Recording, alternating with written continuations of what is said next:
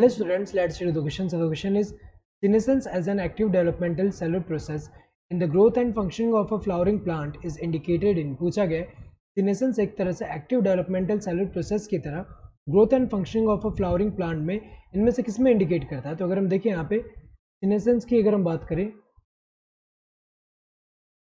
senescence जो होता है ये क्या एक तरह का programmed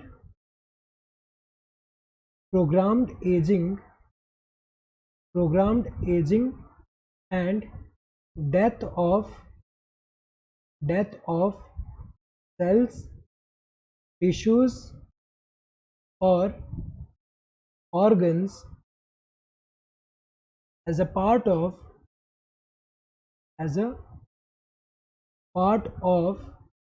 natural and cellular developmental process. तो अगर देखा जाए यहाँ पे सीनेसेंस क्या होता है, इसमें अगर हम देखिए जब सेल का एजिंग होता है, सीनेसेंस में क्या होता है, सेल का जब एजिंग हो रहा है तो उसमें उसका फंक्शन लॉस हो जाएगा एंड अल्टीमेटली क्या हो जाएगा, डेथ हो जा रहा है. तो ये एक तरह से अगर हम देखिए ये रैंडम प्रोसेस नहीं है, ये पर्पसफुल कंट्रोल्ड मैकेनिज्म है. और इसमें अगर हम देखें इनमें से कौन सा किस में इंडिकेट करता है, ये वेजल्स एंड ट्रैकिड्स डिफ्रेंशिएशन, ये तो गलत दिया हुआ है.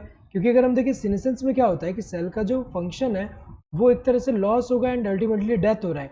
लेकिन यहाँ पे क्या है, डिफ्रेंशिएशन हो रहा है, मतलब फंक्शन अचीव हो रहा है, तो इसमें तो इंडिकेट नहीं कर रहा. लीफ एब्सेशन ये सही दिया हुआ है, क्योंकि अगर हम देखें जब लीफ का सीनेसेंस होगा तो उसमें क्या होगा कि जो लीफ है इसमें जो इसमें क्लोरोफिल होगा उसका लॉस होगा, so loss of chlorophyll and rapid catabolism होगा एंड अल्टीमेटली अगर हम देखें लीफ जो है पेरेंटल जो बॉडी होगा उससे क्या हो जाएगा, फॉल हो जा रहा है. तो अगर हम देखें लीफ एब्सेशन हो रहा है, लीफ एब्सेशन इंडिकेट कर रहा है, सीनेसेंस क्या इंडिकेट कर रहा है, अगर हम देखें इसमें से किस में इंडिकेट कर रहा है, लीफ एब्सेशन में इंडिकेट कर रहा है, ये सही है.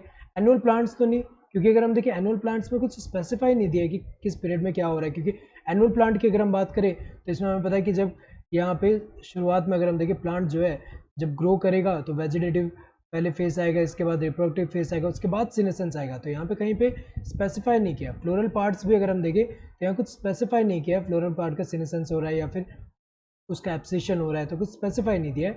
तो अगर हम देखें correct answer would be the second one. Hope you understood the question. Thank you and all the best.